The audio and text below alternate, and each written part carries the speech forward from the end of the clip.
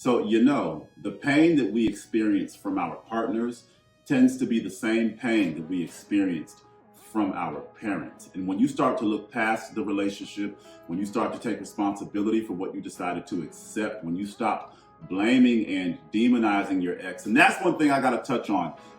Generation Z and millennials, we walk around blaming the narcissist we were with. We walk around blaming and demonizing an ex as opposed to realizing why we decided to accept the pain that ex caused. Why we had the expectations, because that's what causes pain.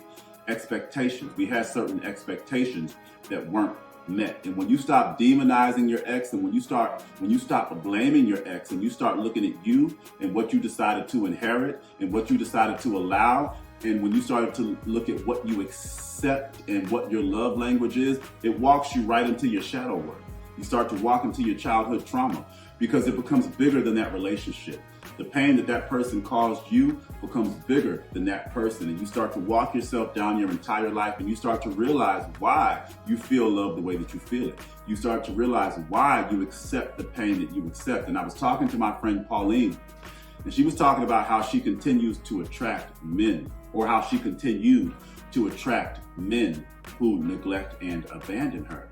And it dawned on her one day. She said, oh, her father abandoned and neglected her. And once she realized that, she stopped attracting men who neglected and abandoned her. She started to build things within herself to stop attracting that same pain. And I was talking to her about my relationship, and I realized the same thing. But it's a two-way street. One thing about millennials and Generation Z, when we talk about relationships, all I hear is what the other person did. All I hear is the blame. Nobody talks about how they hurt people. You got to learn how you hurt people too. And I realized, yes, in my relationship, I did attract the pain from both my parents and my partner. But I also hurt my partner the way that his mom hurt him.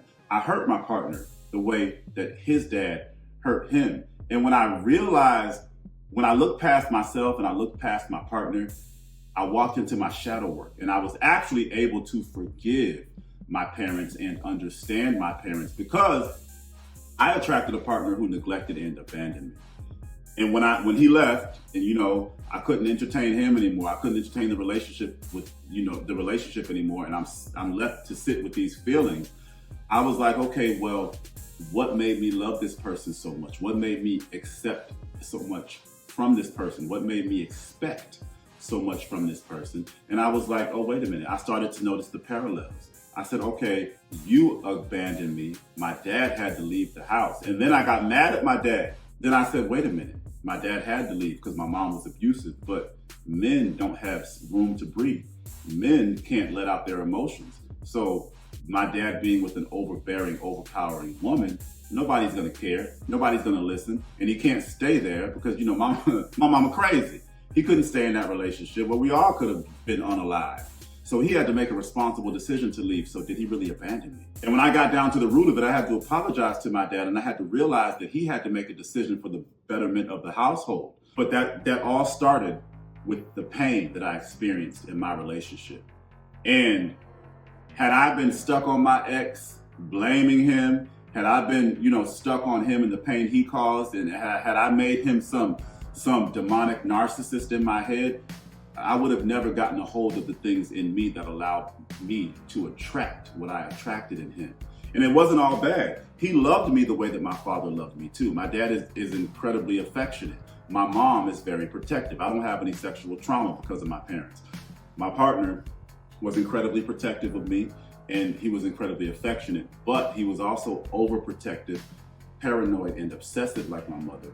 And he was avoidant, neglectful, and he abandoned like I thought my father did. But when I realized why my father had to do what he did, it changed my perception of my father. It changed my perception of my pain, and I actually let all my childhood trauma go. But I wouldn't have been able to let my childhood trauma go without a relationship coming to provoke that pain. So just remember that when we get our hearts broken, when somebody hurts us, the universe allows that for a reason.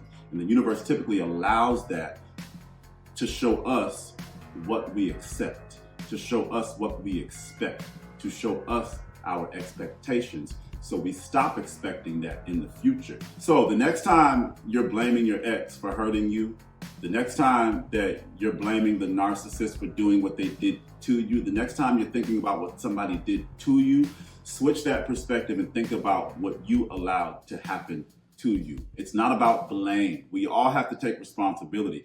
And look, the person who hurt you ain't there anymore. If they were there, it wouldn't hurt so bad because they'd be taking responsibility for that pain. But they aren't. So you have to. And once you start to, you will go down the rabbit hole of your childhood trauma, and eventually you're going to heal. You're going to realize why you accepted what you accepted, and you're going to be okay.